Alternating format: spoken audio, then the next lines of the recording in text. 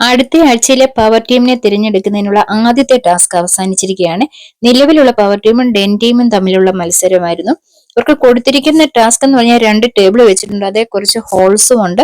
ഒരു ഡെസ്കിൽ ഒരു പാത്രത്തിൽ കുറച്ച് ബോൾസും ഉണ്ട്. അപ്പൊ ഡെൻ ടീമിൽ നിന്ന് അർജുനും റസ്മിൻ പവർ ടീമിൽ നിന്നുമാണ് വന്നിരിക്കുന്നത്. റസ്മിൻ നല്ല രീതിയിൽ തന്നെ കളിച്ചു വന്നു. ആദ്യം മുതൽ എല്ലാവരും വിചാരിച്ചിരുന്നു റസ്മിൻ തന്നെയായിരിക്കും ഈ ഗെയിമിൽ വിജയിക്കുക എന്നുള്ളതാണ് വിചാരിച്ചിരുന്നത്.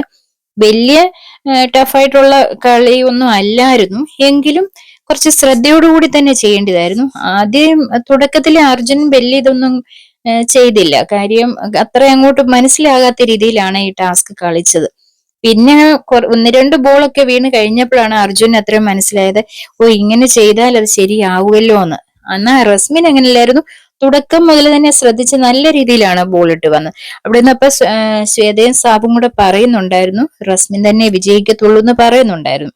എന്നാൽ ലാസ്റ്റ് മൂമെന്റ് ആയപ്പോഴത്തേനും അർജുൻ ഈ കളിയൊക്കെ ഒന്ന് പഠിച്ച് നല്ല രീതിയിൽ തന്നെ പെർഫോം ചെയ്തു. അങ്ങനെ ഡെൻ ടീമിൽ നിന്നും അർജുനാണ് ആദ്യത്തെ ഗെയിമിൽ വിജയിച്ചിരിക്കുന്നത്. അപ്പൊ പവർ ടീമിന്റെ ആദ്യത്തെ ടാസ്കിലെ വിജയി ഡെൻ ടീമാണ്. ഇനി 2 ടാസ്ക് കൂടെ ഉണ്ട്. ഉടൻ തന്നെ അടുത്ത ടാസ്ക് ഉണ്ടെന്നാണ് പറഞ്ഞിരിക്കുന്നത്. അപ്പൊ നമുക്ക് കണ്ടറിയാം അടുത്ത ടാസ്കിൽ ആരായിരിക്കും അടുത്ത ആഴ്ചത്തെ വിജയി, ആരായിരിക്കും അടുത്ത ആഴ്ചത്തെ പവർ ടീമിലേക്കുള്ള വിജയി എന്നുള്ളത്.